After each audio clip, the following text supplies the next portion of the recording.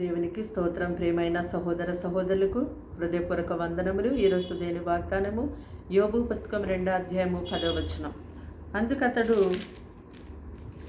మూర్ఖురాలు మాట్లాడినట్లు నీవు మాట్లాడుచున్నావు. మనము దేవుని వల్ల మేలు అనుభవించుదమా, కీడును మనము అనుభవింప తగదా అనెను.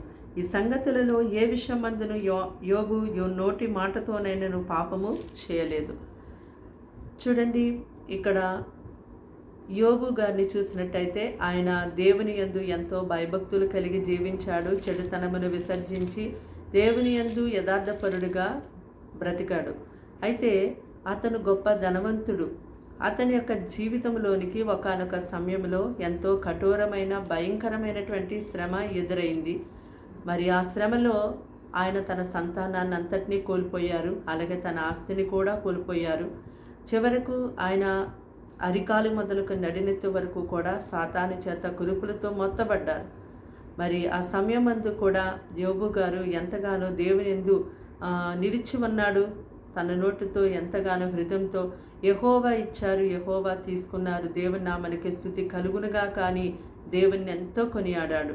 చూడండి, ఆయన జీవితంలో ఎదురైన ఆ భయంకరమైన శ్రమ కాలమందు కూడా అతడు దేవుని ఎంతో స్తుతించాడు.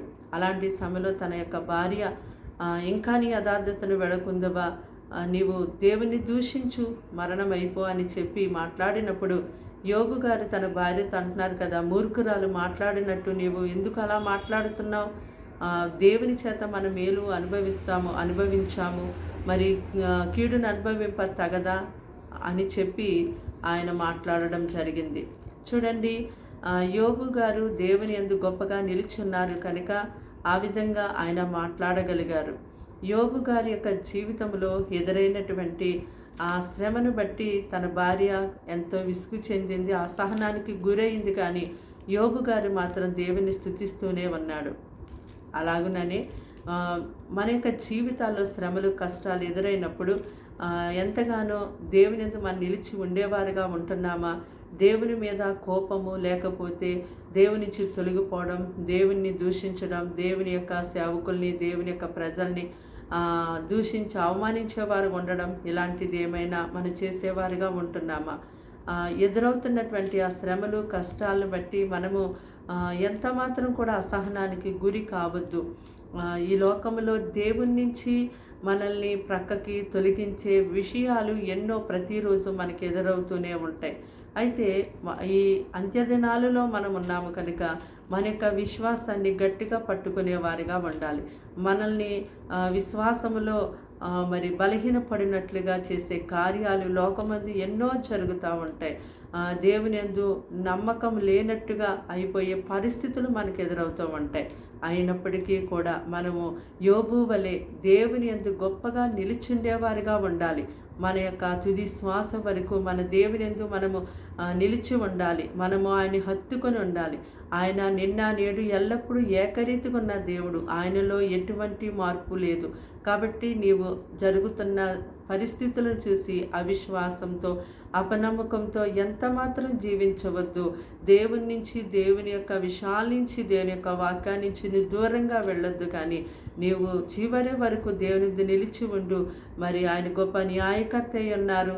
ఆయన గొప్ప నీతిమంతుడై పరిశుద్ధుడై ఉన్నారు కనుక ఆయన కొరకు మనం నిలబడినప్పుడు ఆయన మన పక్షాన నిలబడి ఆయన మనకి ఎంతగానో తోడయుండి ప్రతి ఒక్క విషయమందు మనకి తప్పగా సహాయం చేస్తారు. ఆయన యొక్క కార్యములు గంభీరములు, ఆయన యొక్క ఆలోచనలు, ఆయన తలంపులు మన తలంపులు, మన యొక్క ఆలోచనలు, మన మార్గములు వంటివి కానే కాదు. కనుక మనము ప్రతి ఒక్క విషయమందు ప్రార్థన, విజ్ఞాపన చేత దేవునికి అప్పగించుకునే వారికి ఉండాలి తప్ప ఎంత మాత్రము కూడా కలవరపడి దేవునికి దూషించి దేవునికి దూరం అవ్వడానికి వీలు లేదు. ప్రార్థన. దేవానికి వందనములు, స్తోత్రాలు, స్తుతులు చెల్లిస్తున్నాం తండ్రి. మాటలు వింటున్నా నీ బిడ్డల్ని రక్తంతో కడిగి ముట్టి బలపరిచి దీవించి స్వస్థపరచండి. ఆయుష్ ఆరోగ్యం వారికి ఇవ్వండి. వారి పిల్లల ఎగ్జామ్స్లో మీరు తోడుగా ఉండి మంచిగా రాసి గొప్పగా పాస్ అవ్వడానికి సహాయం చేయండి. అలాగే వారి కుటుంబాలు ఇరుకులు, ఇబ్బందులు, సమస్యలు, సోదరులు, అపవాది, సాతాను విరోధ కార్యములన్నీ యేసు నామములో కాల్చివేస్తున్నారు. ఏ కార్యం కొరకు వారు ఎదురు చూస్తున్నారు, నీ సన్నిధిలో ప్రార్థిస్తున్నారు, ఆ పనులు యేసు నామములో జరుగునుగాక తండ్రి. నీ బిడ్డల్ని లేవనెత్తని బలపరచండి, ఆదుకొనండి నాయన. వారి పిల్లల్ని గొప్పగా పోషించి సహాయం చేసి నడిపించి కృప చూపించమని యేసుక్రీస్తు నామములో ప్రార్థన సమర్పించి వేడుకుంటున్నాం తండ్రి. ఆమేన్.